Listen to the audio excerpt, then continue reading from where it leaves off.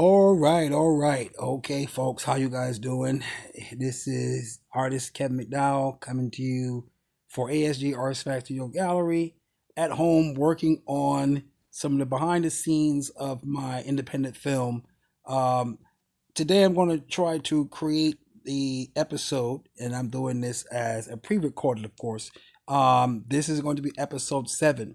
And in episode 7, if you've been following the series of my episodes 1 to 6, I really gave you guys a little bit of behind the scenes breakdown of my practical model techniques and my process of building practical models and using generative AI, infusing those two components to create visual effects for my film. So here we are right now. For this day, I'm going to share with you how I use Leonardo AI, one of the AI generative apps for creating these visual effects. And I'm in my account now.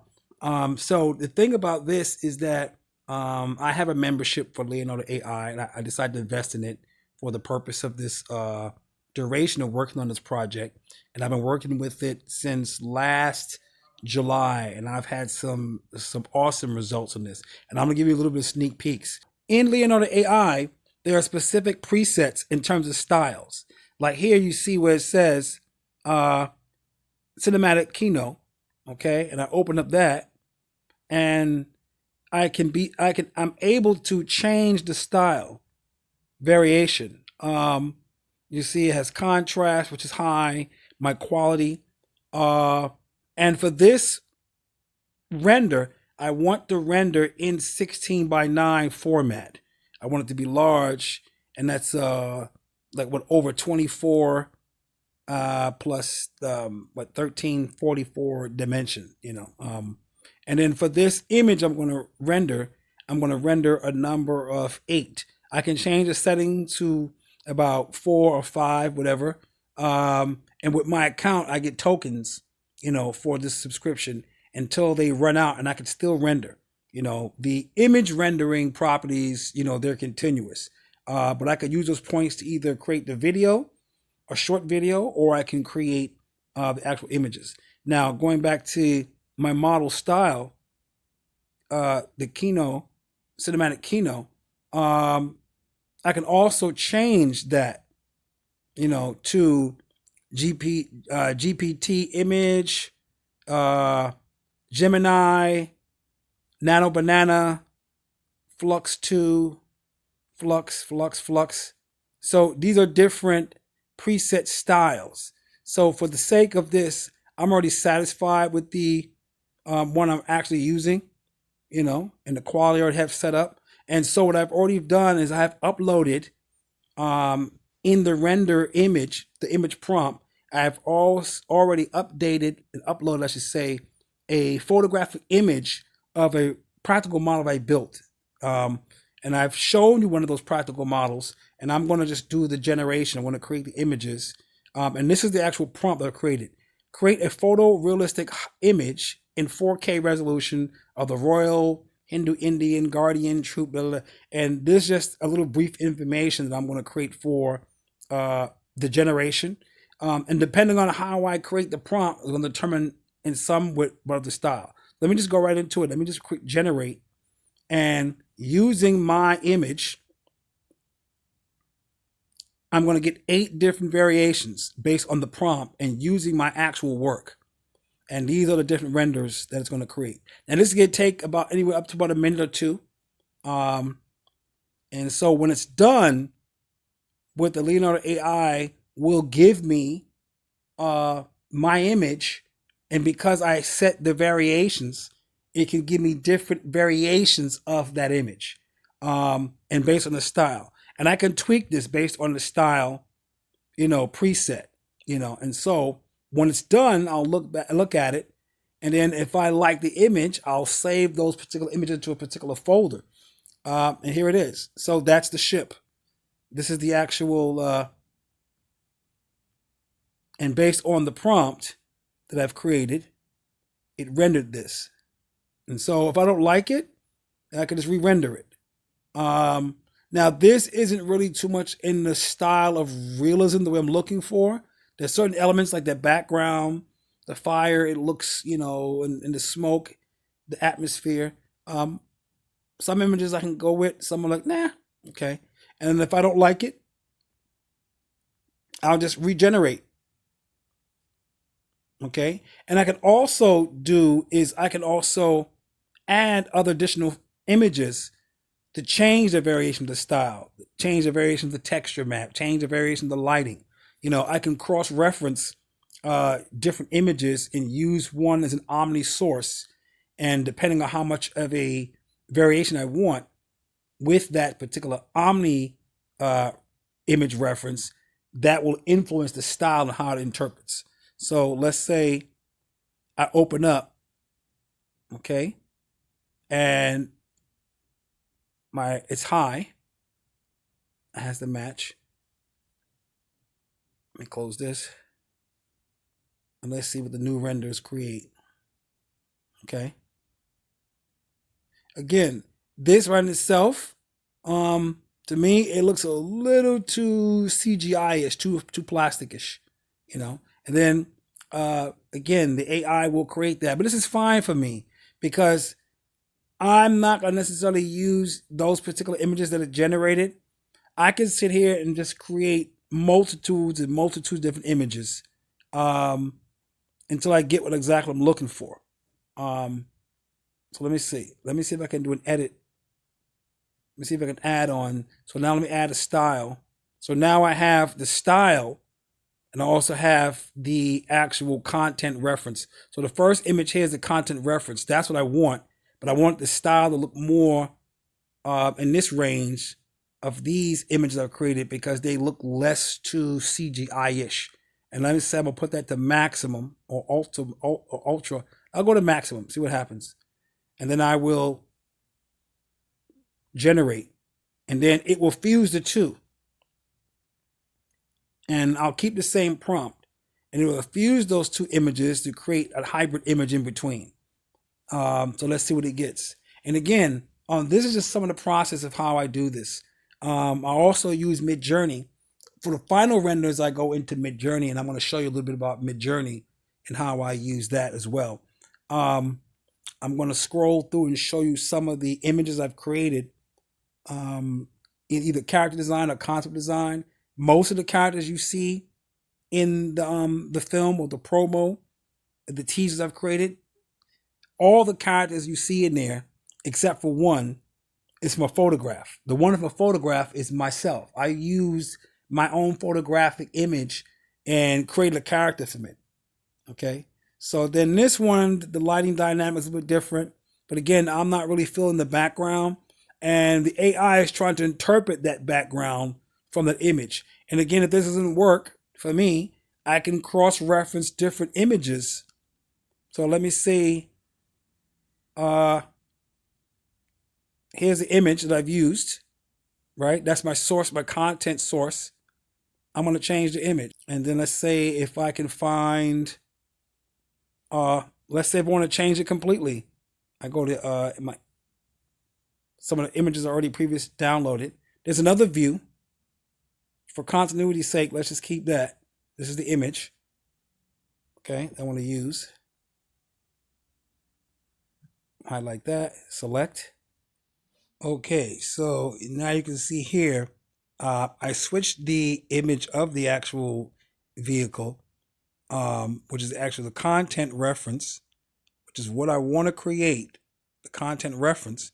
And then for the style, I'm going to use the style reference in terms of one of the original renders. So that way there's a visual continuity from what we see on the screen. And I'm going to click generate and then let this generate for about a minute or two. And then it will give me 8 interpretations of those 2 images sources I created to give me something, a hybrid in between or whatever it might be. And I have the style reference at ultra. I'm going to bring it down to about mid and then do another render and then see how much of the style reference is used, because those variations between low, mid, high, ultra will let the AI determine how much of that influence you want in that image. And if it doesn't work, I'll just change the actual content source image, the first one. Okay. So, and again, it works for me. I'm going to show you some of the characters that I've drawn.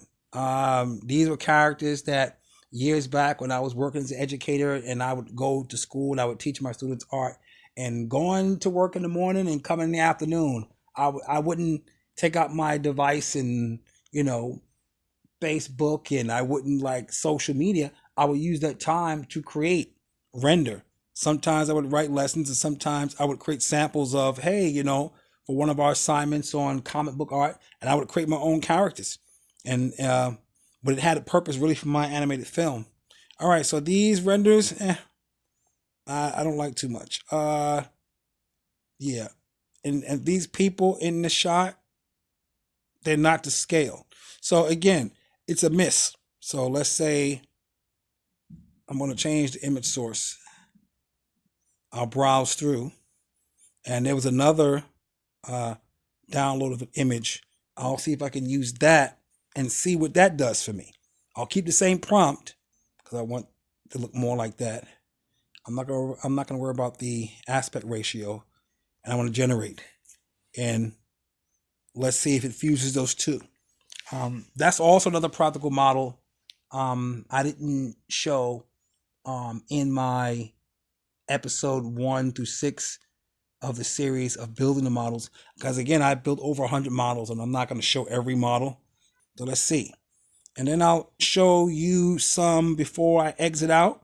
I'll show you some of the characters that I've drawn and converted them into photographic images of characters. So this is no,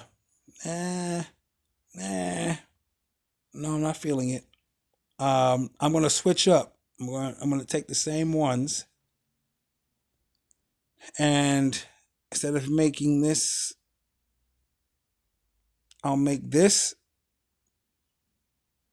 the content reference. It's a hit or a miss. Drum roll. Yeah, my drum roll has a beat. Boom, boom, bop, boom, break, break, break, break. This is cool. Not what I expected, but this lends itself in the film that I've already have completed, where they're doing their mining operations, and yeah, this could work. Let's do one more. Let's actually use the source that it created. Let's use the actual render as a source. Let's see what it's going to do. Okay, so I'm going to actually use that as a source, as a style. But I want to change this content reference. Let's see what it's going to do. All right, so we'll take a little break until this loads back up. Check you guys out in a minute.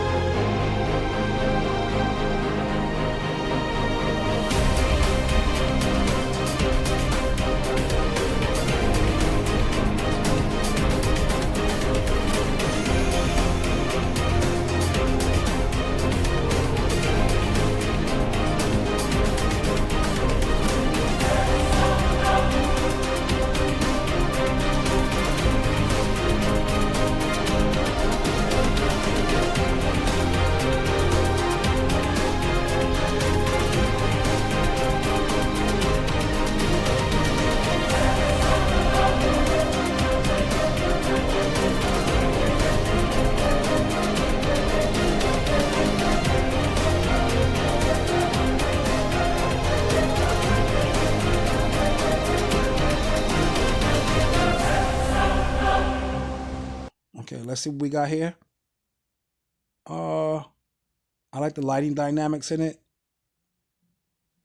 This is a little completely off what I was looking for. Um, and again, some of these I can use. Some of them I go, nah, that's interesting enough. But what I will do is before I give the final on the work, I will do a test render of animation to see how it actually looks and move, and then see how it intertwines within the storyline. I think before I'll conclude this episode, I'm going to browse through my folders and I'm going to find some of those characters that I talked about in Autodesk and how I incorporated them in Leonardo AI and converted them from drawings, two-dimensional drawings, into photorealistic images of characters that are going to be in the film.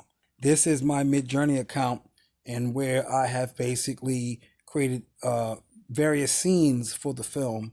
And I'm going to show you some of the images that I'm putting to work with the prompts. And let me just show you, this is something recent. Let's show you an interior shot. Now, again, some of these shots didn't work the way I had planned. This right here, you see this environmental space. That's an actual practical model I built. The most recent practical model built that I was designing for an interior structure of a dwelling in this future setting of dwellings where these people and characters they would live. And so this is actually one of the generated renders with Mid-Journey. The actual environment you see is an actual practical model. But with Mid-Journey, what it decided to do with the prompt, and this was the prompt, image is a high resolution cinematic style photograph featuring an interior dining room in a futuristic urban setting. So I wrote down and I created the prompt. And with the prompts, again, I'm not a prompt master. Sometimes the prompts for me to like hit and misses. I find the more descriptive you write the prompt, the more detail it is, depending on the image source. So let me just see if I could zoom in on that a little bit. Yeah, and that's the interior. But this is one of those shots I don't like too much. But again, the furniture was rendered by AI. My plan was to build miniature furniture and all the textures with the furniture. I don't have to do that. I even came across some people who create miniatures. Let me show you a different shot. See how this works. Okay. That's the living room. Okay. And so with the prompt, let me see if this is a different render. And this is an extension of the corridor. So it used this window you see here as the image source. And with Mid-Journey, just giving the prompt a little bit of variation in the renders where I allowed it to give me variations, it created this. So again, the furniture I didn't have to build. The AI just took from the information I had in the actual photographs of the practical models I built, and it regenerated to these. Okay, let me show you. See if I can show you some more. The more interiors. It's another interior shot. Some are hit and misses. Some of these renders they come out completely wacky. Some are aligned what I'm looking for based on the practical model I built. But in a nutshell, this is it. You know, and I'm trying to keep a lot of it aligned to the practical models I've created. Sometimes the AI would create really off-wall stuff that I'm not expecting, and I'm like, nah, I don't want to use it, or I'll find a way to cut around it. Like this, where that text pops up in the window. Like, I don't even know what that is. I don't want to use that. So let me see if I can scroll through and show you guys some more. Bear with me. Okay, and so in a nutshell, interiors. Let's see if I can go out.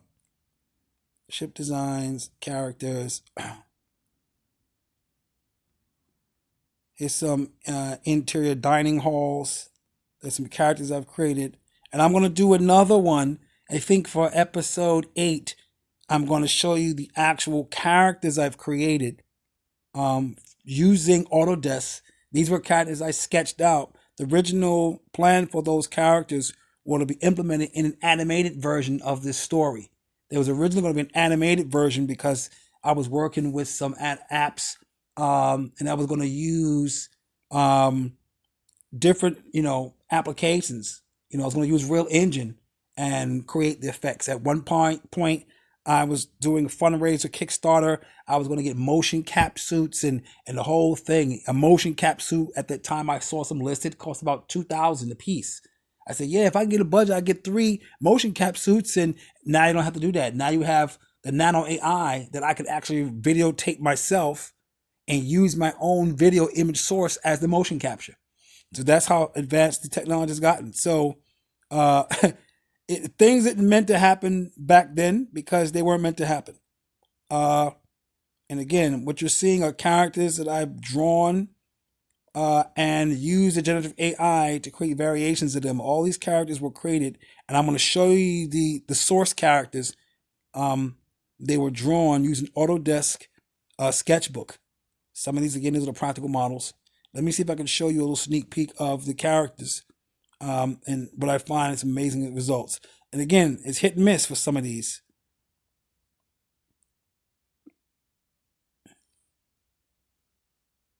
Okay. The rain weather I don't like too much because what happens is the rain isn't textured on her skin. You don't see it on her armor. So the little rain in the background, it looks more like little falling debris. But a scene like this I wouldn't use. Not that shot.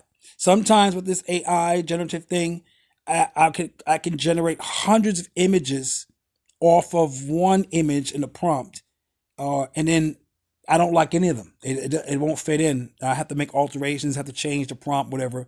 So, and that could take maybe a couple of hours or so. But overall, still the amount of time I'd save is remarkable.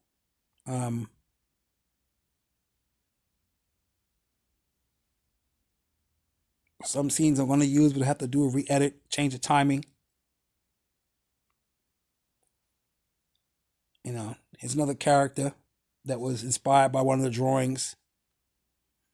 Let's see if I can go back to the very beginning. See if I can scroll back some of the early rendition characters.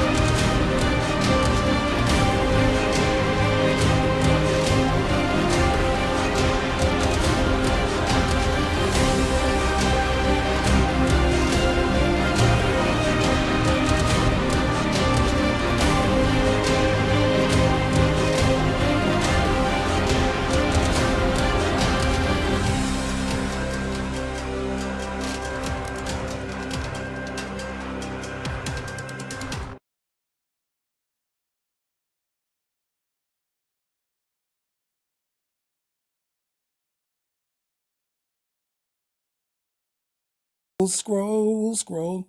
See how far I can go back to the beginning of this process. Um, yeah, this actual character you see here, this droid, this is actually a 3D render. I was using iRay, Nivea, iRay, um, and I was creating droids. And this was actually the look and the design. This was the aesthetic for the 3D animation I was going to create. And then at that time, I said, how can I make this look more realistic? And I said, I want it to be like super realistic 3D animation, you know. And these were actually, this one here was an actual droid. Let me just show you. Uh, and so, but again, with these reptilian aliens, but it was a miss because it didn't come out the way I wanted. It was supposed to be an effect where the robot would cameras on the robot, and then it would pan to the right, and these aliens would approach the robot, and they'll program the robot without giving away too much of the plot. But then I got too many like weird things, like the robot would turn the wrong direction, the lighting, the morphing, the scale, and so I would get it. You have to work it. But now the AI has improved so much, you know, it's gotten better. So I converted the robot into the humanoid droid character. So you can see some of the glitches where she's human, and then boop, it just cuts to the robot. But after I tweaked this and worked it so many times, it eventually came out what I wanted. The final result came out what I'm going to use, and I'm going to put in the actual film. You know.